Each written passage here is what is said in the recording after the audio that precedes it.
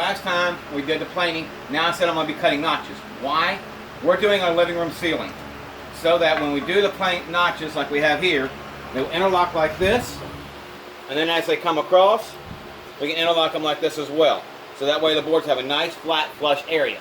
The way I do this is, to me, took me a little playing around trying to figure it out because unfortunately there are no videos out there showing this. So what I have done, I'm taking my table saw. For the first cut, I will measure the width I want. These boards are a 1/2 inch thick.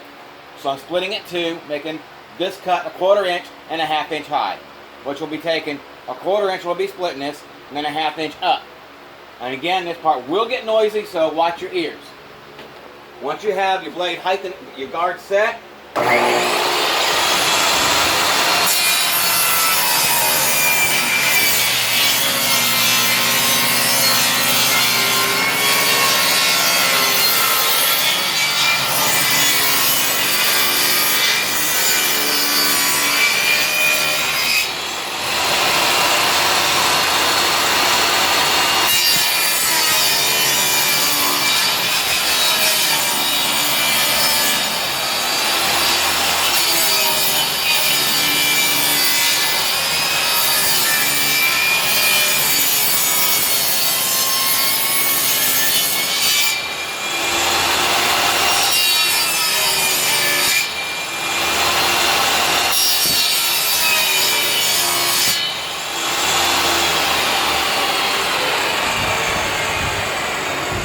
and now, you can see all the way around, I've got a nice little area to have grooves.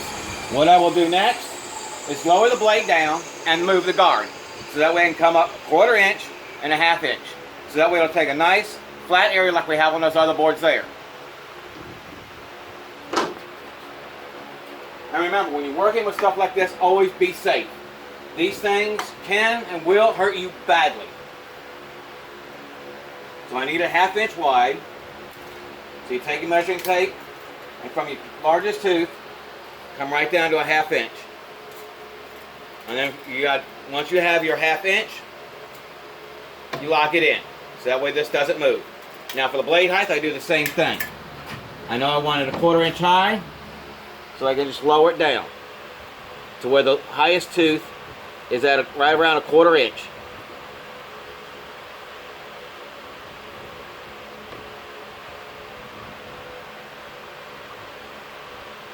And now I have 1/4 inch.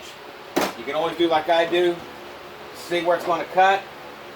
See, it should cut right straight through and make a nice even cut. So here we go, some more noise. Get ready.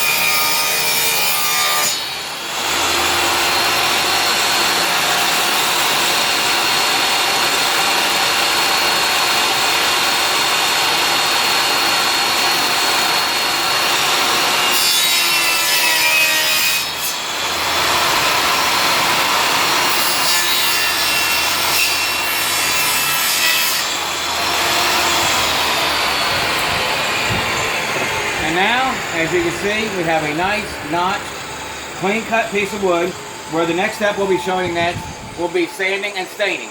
And, you know, this part you don't have to do if you don't need it, but if you need to, it's great. Otherwise, you can use this for making shelves, or like what we're doing in the living room ceiling. I mean, the list of what you can do for these things are endless. And remember, this is nothing but free junk throwaway wood that somebody started with. And this is where I'm coming through, and the reason I'm making this is because nobody else is.